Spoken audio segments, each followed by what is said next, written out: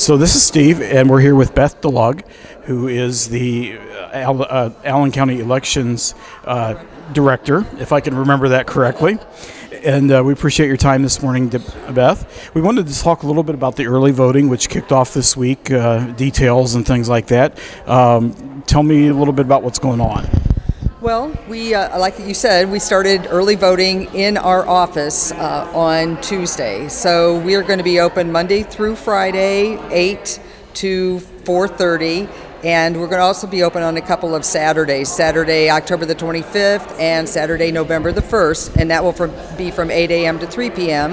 And then that last day to vote early in our office is the Monday before the election, the 3rd of November, from 8 until noon. And what does someone need to bring with them to vote? It's really just like voting at a polling location, except that all our machines that we have here have all of the precincts on them. So we're ready for anybody who walks in. But you walk in, you'll give them your photo ID. They'll look you up in the computer system and get you behind a machine to vote. Okay. So I know that earlier this year there was some talk about the state level sending out cards, and if cards were returned, then they were removing people from the rolls and things like that.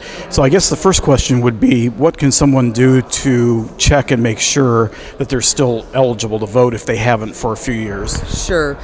Well, they didn't remove anyone from the polls. What they did is they put them in an inactive status. So those people can still vote even if they haven't voted for quite a while, or those postcards were not returned. But anyone can check their status by going to indianavoters.com, and there is a place there to check their voter registration. Now, voter registration is closed as of this point, so they cannot change their voter registration, but they can find out where they are currently registered, and they can always, if they've just recently moved, they can always go to the polling location they were last registered at and vote one last time and change their address at the polls.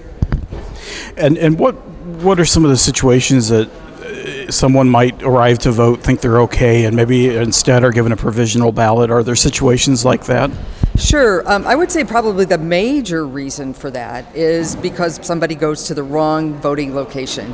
And so we encourage voters, please do your homework before you head out to vote. Not only check your sample ballot and see who, make your decisions on that. It'll make it a little bit quicker for you behind the machine.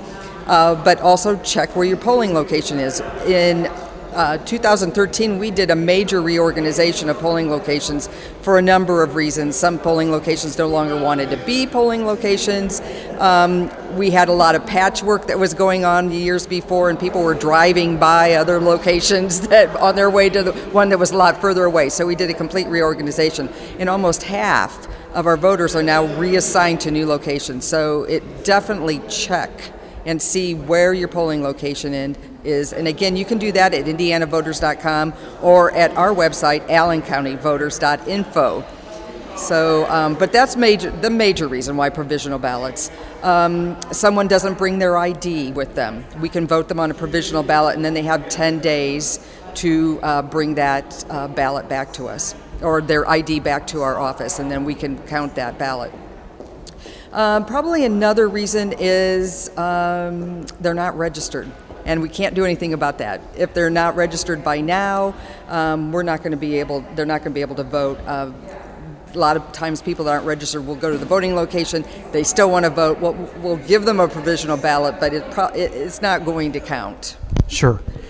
So once again, we're at the Ed Rousseau building downtown, the former City County building, and run through the hours for me once again, and what they need to bring with them. Sure. It's Monday through Friday, 8 to 4:30. Then we've got the two Saturdays, Saturday, October the 25th, and November the 1st, and that's from 8 until 3, and then that final Monday from 8 until noon. And they just need to bring their ID with them. That's right, and ready to vote. Well, Beth, we appreciate your time, and we wish you well for the November elections. Great, thank you very much.